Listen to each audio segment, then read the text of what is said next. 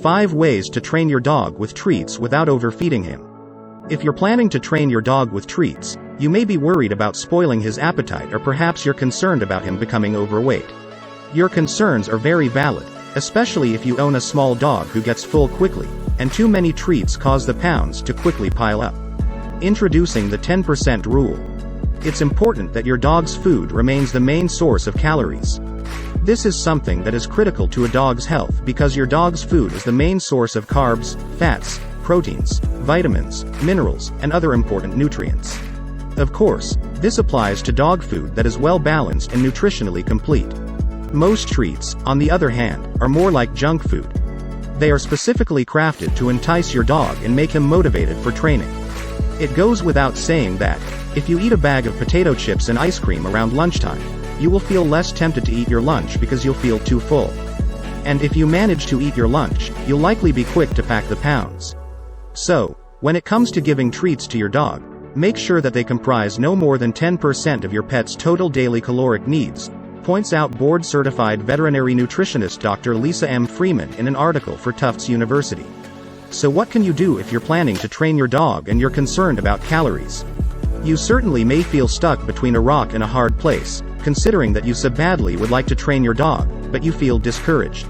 Below are some tips on training your dog, but without overfilling him or ruining his appetite.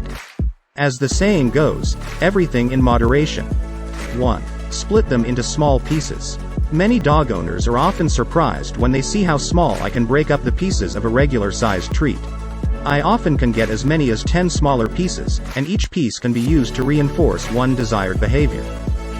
This means that, with just one treat, I can reinforce as many as 10 behaviors, says dog trainer Adrian Faricelli. So, if you have found treats your dog loves, consult with your vet and ask about how many treats your dog can eat a day based on your dog's weight and the treat's caloric count. Then, once you have the ideal number, split those into small pieces and arrange your training session around that.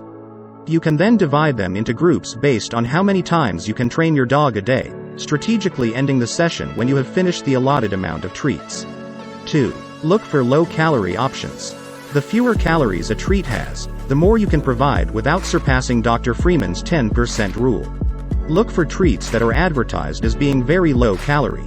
For instance, Bixby pocket trainers provide less than 4 calories per treat. I have used these for training dogs, especially when clients are concerned about their dogs filling up and where every calorie counts, adds dog trainer Adrian Faricelli.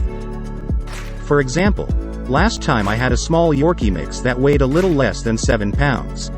Her vet assumed that her caloric requirements were probably around 200 calories per day.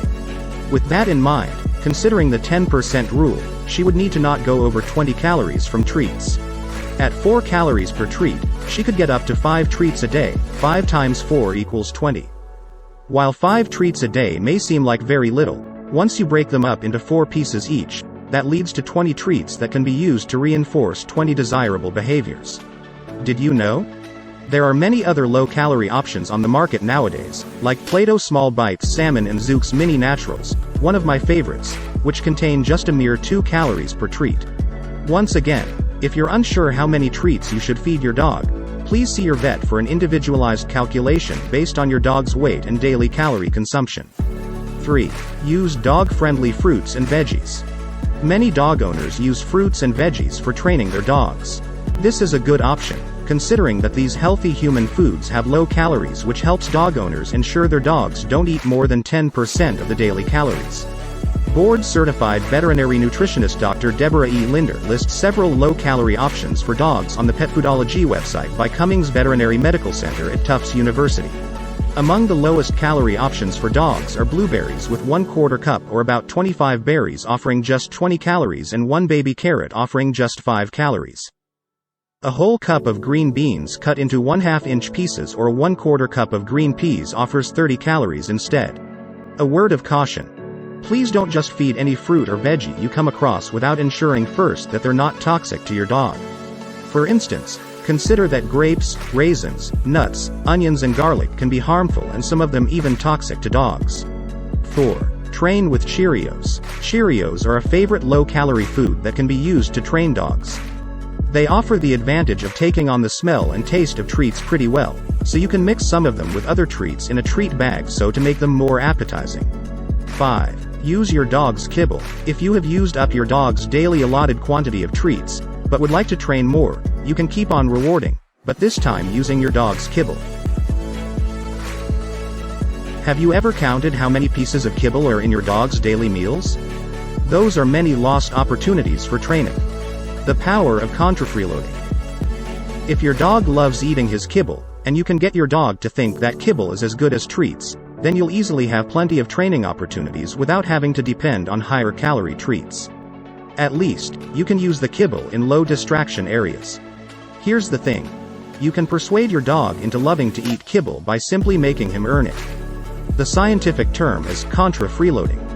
This term was coined by animal psychologist Glenn Jensen in 1963, when he described the phenomenon of animals which came to prefer eating food that required some effort to obtain, versus food offered freely.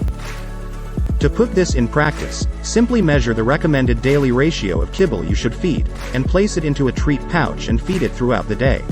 If you happen to have any leftovers, you can serve this extra kibble in your dog's bowl, Kong wobbler, or you can organize a fun treasure hunt game. To prevent your dog's stomach from building too much acid, it may help to offer a small meal in the morning and one in the evening, and then use the rest as training treats. Consult with your vet if your dog has a health condition, like tummy troubles or low blood glucose, for guidelines. Please like us and subscribe for more fascinating dog discoveries.